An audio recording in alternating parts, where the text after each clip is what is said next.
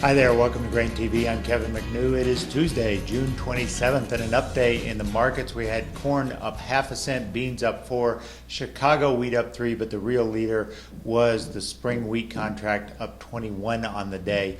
Really, we were a lot stronger than this for much of the trade session, and some late weather news or some revisions in the weather model sort of took some of the life, especially out of the corn market that was up as much as 5 at one point. With Dees corn trading slightly above 380 to 382 before backing off to around 377 at the low end on the close.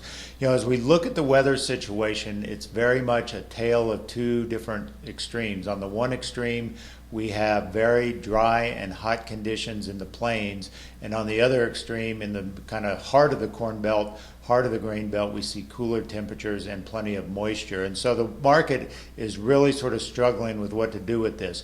Crop conditions yesterday from USDA did not meet expectations. We saw corn stay unchanged at 67% good to excellent. Traders had looked for a 1% bump up in that rating. Soybeans as well slipped 1%, and traders had expected it to improve 1%. And spring wheat continued to erode, falling to 40% good to excellent off of 41% last week. So, you know, really the market doesn't quite know what to do with this. They look at the weather maps and they look at the forecasts and they think everything is going to be fine. But we see these ratings that are not quite optimal, especially spring wheat, obviously, which is just in a really bad situation. But even corn is not seeing very great leaps and bounds in terms of crop improvement here as we get into the heart of the growing season. Let's take a look at the weather forecast for key states here. The top 3 states of Iowa, Illinois, and Nebraska comprise about 1/3 of the overall U.S. corn acres. So when we look at the forecast here, it's very important to sort of think about what this will mean for production.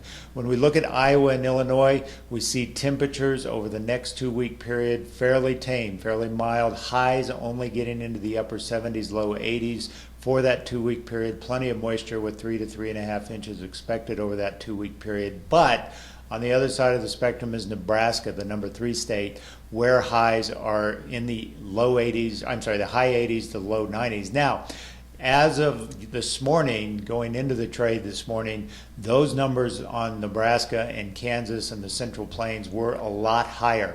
Nebraska was looking to see 97 in the highs. Kansas was looking to see 3 days in a row of 100-degree readings, but that weather model run midday during the trade session took a lot of that heat out of that forecast for that second 5-day period in basically the middle part of next week. And so that really sunk the corn market. Like I said, we were trading 5 cents up and ended the day pretty much unchanged where we started. As we look at greenness maps here, these are coming from our good friends at Planalytics. What you can see is the tale of two different situations here. The Central Plains continue to see dry, especially stretching up into the northern plains. And, you know, if we compare week-on-week changes, we see good greenness going on in Iowa, good greenness going on in eastern Nebraska and stretching into Illinois. And so that is what the traders are sort of looking at, the prospect for better growing conditions. We talked to some farmers today in parts of Iowa, especially in the southeast. They're a little bit dry, looking for some rainfall here in the next week that'll be much needed. But overall, the state of Iowa has been seeing fairly decent rains, fairly mild temperatures, and that, at least as of the latest model run, is the outlook, which may keep the market somewhat on the defensive. But what I would say is, in talking to the meteorologists at Planalytics, they suggest that July is going to be a very volatile month. We're going to see a lot of these sort of extremes where we move into periods of very hot temperatures, especially in the western corn belt, preceded by some cooling patterns. So it's going to be a situation that's not going to be constant. It's not going to be the same. And so I think we're going to be in shape for more of these kind of situations where model runs really dictate the direction of the market. And as we get into July 4th weekend, the ever critical July 4th weekend, that's going to be very important. Take a look at the Dees corn chart here. This was the action over the last trade session. Encircled there is the open last night. Obviously, we came in stronger. We came up 2 cents higher into the open because of the lower than expected crop condition score.